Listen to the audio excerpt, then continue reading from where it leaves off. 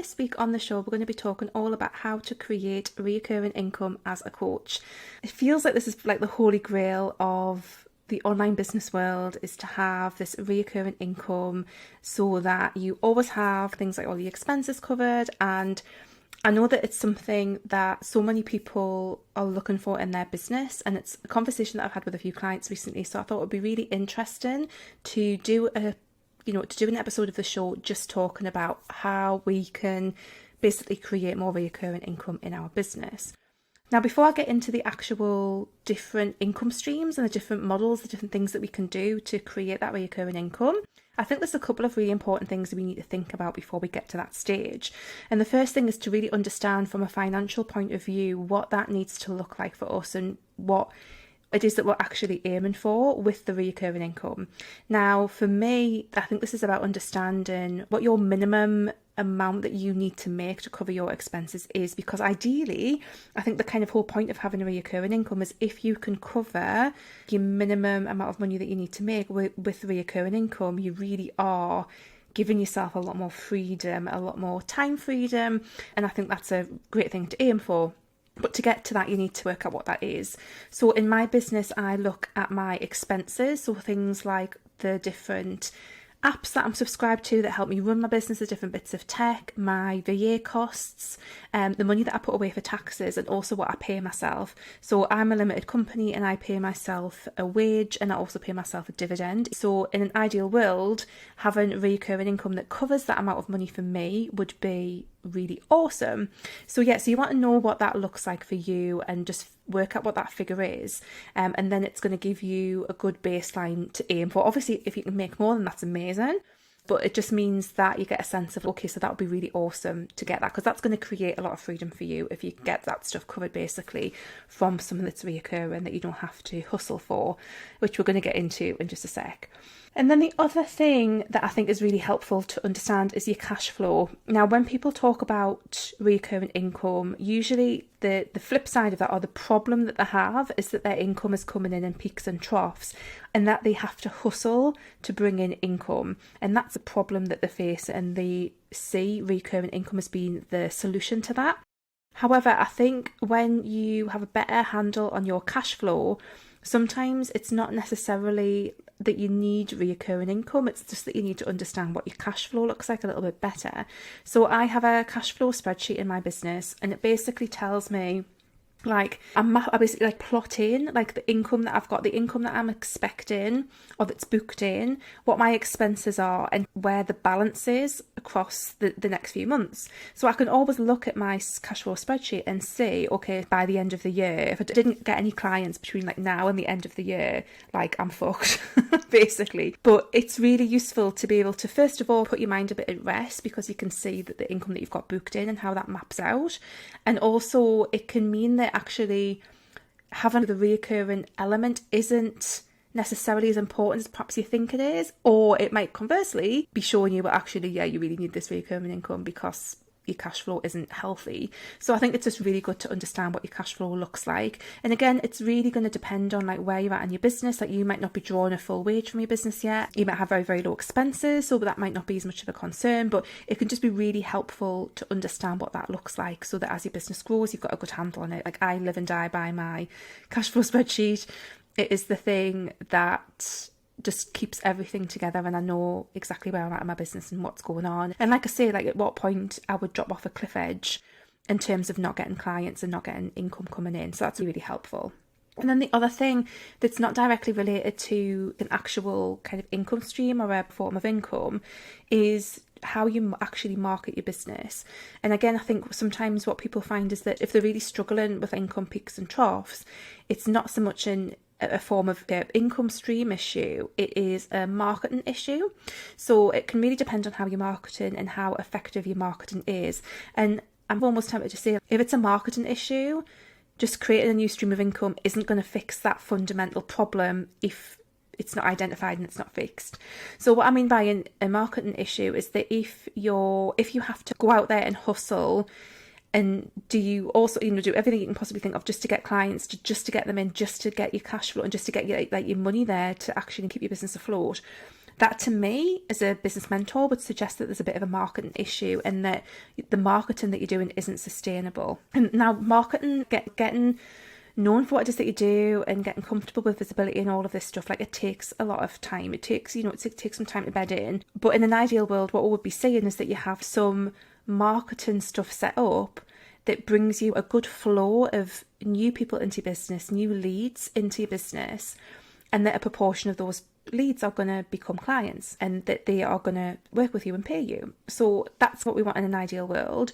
Also, I think some people are more heavily reliant on the launch model. So people who do have perhaps a different offer to just a one-to-one coaching package, they might have in place like a launch model for that thing, and sometimes that can really create those peaks and troughs of income, and it can be quite stressful because some people find that their entire income for the next 6 months is reliant on one launch, and I don't think that's very sustainable either.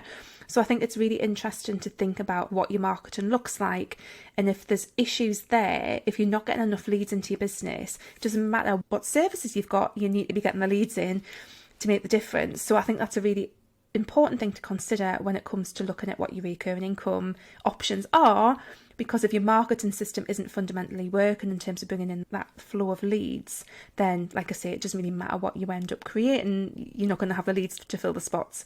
So it's a really good question to ask yourself, is like, what's going on in your marketing, and like explore that a little bit as well. So to move on to the different kind of income streams that you can create as a coach that are going to help you create this recurring income. And when I say recurring income, it's where you get paid more than just the once. So I'm going very broad with the definition of what recurring is, but we'll explore this as we go through. So the first thing, it isn't really an income stream necessarily. It's just a reminder that if you are offering payment plans on your coaching packages, that's also a form of recurring income. So if someone's splitting their payment down, that's a form of recurring income, because you can map that income out over the next few months depending on how that's broken down. Now again, if you've got a good cash flow in place and you understand what your cash flow looks like, it doesn't make any difference if someone's paying you in one instalment or in several. But I think just from a mindset point of view, almost, I think it can be really interesting just to look at those, to see a payment plan as a form of recurring income and to see that mapped out. So I would say probably about 60% of my clients pay me through a payment plan, and to be honest, it doesn't really make much difference to me how they pay. I actually see payment plans as a form of financial accessibility, so I'm very happy to offer payment plans, and I tend to be really flexible with my payment plans as well. Some people add a bit of an extra cost on top of their payment plan for lots of different reasons. I think we've got to think about the ethics of that. Like, again, for me, payment plans are a form of financial accessibility, so I don't add a large fee on top. I don't think that's, like, there's any reason for me to do that when it's a form of financial accessibility. The only extra cost that I have is possibly chasing people if their cards expire, but some people might have extra costs just to facilitate a payment plan, and they might add that on top, and that's totally fine. It's really whatever works for you. But I think payment plans are awesome, and again, to me, they are a form of financial accessibility and a recurring income source in my business, which is awesome. So that's payment plans. And then the next option that you can think about is retainer services. Now, this is not really common in the coaching kind of world. It's more freelancers, it's more VAs, it's more designers, it's more that kind of thing. But I think it's an interesting thing that you could explore, is basically offering people some kind of like, and I probably wouldn't, as a coach, I probably wouldn't necessarily call it like a retainer. Like, would you like to join me on a retainer? It's not really that kind of thing, but it works in the same way. It's basically saying to people, would you want to sign up to it with me on a month-on-month basis where I can support you with X, Y, and Z? Now, this is a funny one as a coach, because as coaches, like, my opinion has always been, I want to work myself out of a job. We don't want our clients to be reliant on us forever and ever. But it might be that, let's say that once they've finished a coaching package, there's another goal that they want to work on, and actually a really good way that they can be supported is to work with you over a longer period of time on an ongoing basis. And they might pay you the monthly fee, and you might meet with them once a month or twice a month or however often. But the idea is that it doesn't have a set end date. It's not a package, it's an ongoing arrangement. So a retainer can be a really good option. And again, I think they tend to work well with people who have already been through your main coaching package. And it's a good option to offer to people who might have been through that and they might have gotten really good results with you, and they might have other things that they want to work on, and you can offer them that as an option. And again, it gives you really good recurring income, and usually in that kind of situation it's a slightly higher ticket price because it's one-to-one. So that's a really good option to consider as well. The next one is group programs with payment plans. Now, a traditional group program tends to be a few weeks long. Obviously, you're working with a group of people at once, and you tend to work with people through the same curriculum of information. You teach them all at once in a group program. And again, basically, it's a bit like your coaching package, offering payment plans for your group program. That's another form of recurring income. Again, something that you want to consider is that often group programs are part of the launch model, and whether or not that's sustainable and whether or not that's useful. It depends on how often you want to launch and run your group program. So there's nuances in that, but I think it's really good to recognise that gain recurring income through something like a group program. It's just how you put that into play, certainly around the launches and whether or not you want to run it evergreen.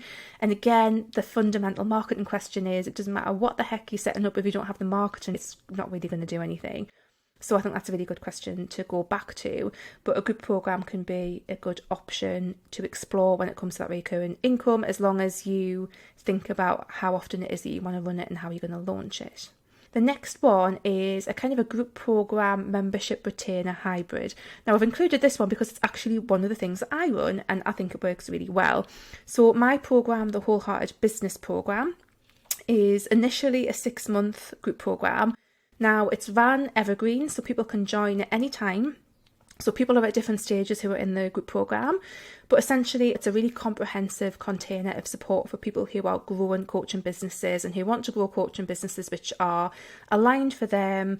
They are not, reliant on icky sales methods or icky marketing, that feel really good and that help them create more balance and more enjoyment and more fun in their lives and in their clients' lives as well.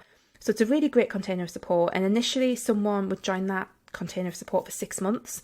And then again, they might pay in full or they might pay in instalments. And then after that initial 6 months, I offer them to stay on a recurring basis to continue to benefit from that container of support. So they can stay on a retainer basis, and the monthly fee is reduced from what it was that they were paying when they were 6 months if they were paying in instalments. So it works really well. It's a group program. It has that element of a group program. It also has the slight membership aspect because it's, recurring and ongoing. So it's got hybrid, and I really love it. And it's fantastic for gaining that recurring income. And my aim is to slowly grow that program so that it covers all of my monthly costs and my expenses, so that everything that I need to run my business is covered by that program all of the time. That is where I want to get it to, and it's growing slowly, and it's awesome. It's just a really great program. It's a great place for people to be supported to grow the businesses amongst other people who are also growing the businesses. So do check that out if you think it might be something that could be helpful for you. It's a fab program. I love it. But yeah, so that's like an example of something that's a bit of a hybrid of some different options. And then next we've got a membership. Now, obviously this is the thing I think most of us think of when we think of recurring income. And memberships are an interesting one. You may have heard me speak, some people who have been following me for a little bit longer might have heard me speak about memberships.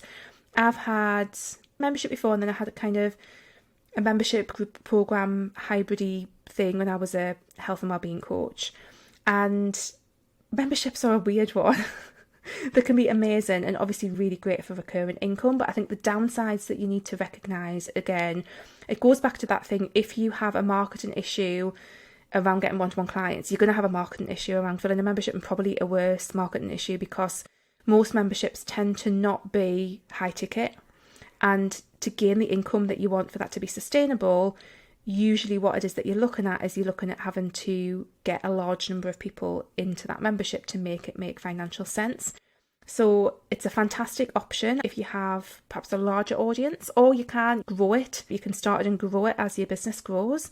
One of the things you need to recognise with a membership is that it needs to be on a topic that you feel that you can show up on over and over again, and that the income that you're getting in is in the right kind of field relationship value to like the work that you're putting in.